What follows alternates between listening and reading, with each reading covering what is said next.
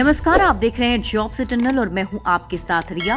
बीते कुछ दिन पहले तमिलनाडु में सेना का एक हेलीकॉप्टर क्रैश हो गया था और इस दुर्घटना में हमने सीडीएस जनरल बिपिन रावत को खो दिया। उनके निधन के बाद से पूरा देश गमगीन है, लेकिन इसी बीच बहुत सारे लोगों के मन में ये भी जिज्ञासा हो रही है कि आखिर चीफ ऑफ डिफेंस स्टाफ का पद क्या है और कैसे बनते हैं सीडीएस अधिकारी। तो आज की इस वीडियो में हम आपको इसी के बारे में जानकारी देने जा रहे हैं, इसलिए आप हमारे साथ वीडियो के अंत तक बने रहें। चीफ ऑफ डिफेंस स्टाफ यानी सीडीएस भारतीय सशस्त्र सेनाओं की स्टाफ कमेटी के प्रमुखों का सैन्य प्रमुख होता है। ये पद भारतीय सेना में सर्वोच्च रैंक वाला अधिकारी है। ये रक्षा मंत्री के प्रधान कर्मचारी, अधिकारी और मुख्य सैन्य सलाहकार भी हैं। चीफ ऑफ डिफेंस स्टाफ प्रधानमंत्री के सैन्य सलाहकार भी होते हैं। सीडीएस अधिकारी ही सैन्य मामलों के विभाग का प्रमुख भी होता है। तो आइए जानते हैं सीडीएस कौन बन सकते हैं, सीडीएस बनने के लिए क्या करना पड़ता है, सीडीएस की पढ़ाई कहां से की जाती है, साथ ही सीडीएस बनने के लिए क्या क्या योग्यताओं की जरूरत है। तो सबसे पहले सीडीएस बनने के लिए यूपीएससी की परीक्षा पास करनी होगी। जी हाँ, सीडीएस बनने के लिए संघ लोक सेवा आयोग यानी यूपीएससी द्वारा आयोजित भर्ती परीक्षा में शामिल होना होगा। प्रवेश परीक्षा के लिए उपस्थित होने के इच्छुक लोगों ने स्नातक तक पढ़ाई पूरी कर ली हो और उनकी आयु 19 से 25 वर्ष के भीतर होनी चाहिए। संघ लोक सेवा आयोग की ओर से भारतीय सैन्य अकेडमी यानी IMA, अधिकारी प्रशिक्षण अकेडमी OTA, भारतीय नौसेना अकेडमी INA और भारतीय वायुसेना अकेडमी AFA में भर्ती के लिए परीक्षा आयोजित की जाती है।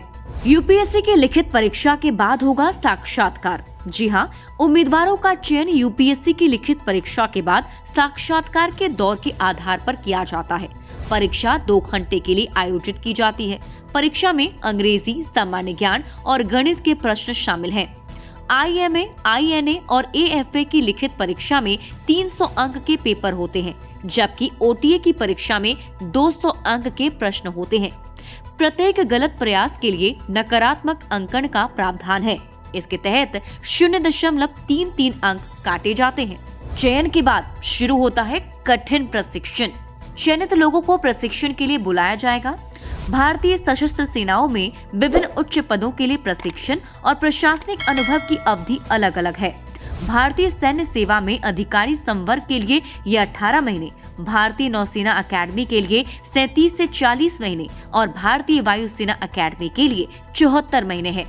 इसके बाद सेना के प्रशासनिक और संगठनात्मक ढांचे में विभिन्न पदों पर काबिज होते हुए सीडीएस यानी चीफ ऑफ डिफेंस स्टाफ पद तक पहुंचा जा सकता है। अब आपके मन में ये सवाल उठ रहा होगा कि सीडीएस की नियुक्ति कौन करता है, तो आइए आपको इसके बारे में भी बताते हैं। सीडीएस की नियुक्ति के लिए बुनियादी मानदंड बेहद सरल है। तीनों सेवाओं भारतीय सेना, भारतीय वायुसेना और भारतीय नौसेना का कोई भी कमांडिंग ऑफिसर यानी सेना प्रमुख चीफ ऑफ डिफेंस स्टाफ यानी सीडीएस के पद के लिए पात्र होता है। नियुक्ति के लिए केंद्र सरकार को सैन्य अधिकारी की योग्यता सह वरिष्ठता के आधार पर निर्णय लेना होता है। सीडीएस भारतीय सशस्त्र बलों के सेवारत अधिकारियों में से एक 4 सितारा रैंक का अधिकारी होता है। सेना प्रमुखों में फर्स्ट अमंग इक्वल्स होता है। देश के पहले सीडीएस बने थे जनरल रावत। जी हाँ, जनरल बिपिन रावत को 31 दिसंबर 2019 को भारत का पहला चीफ ऑफ डिफेंस स्टाफ नियुक्त किया गया था।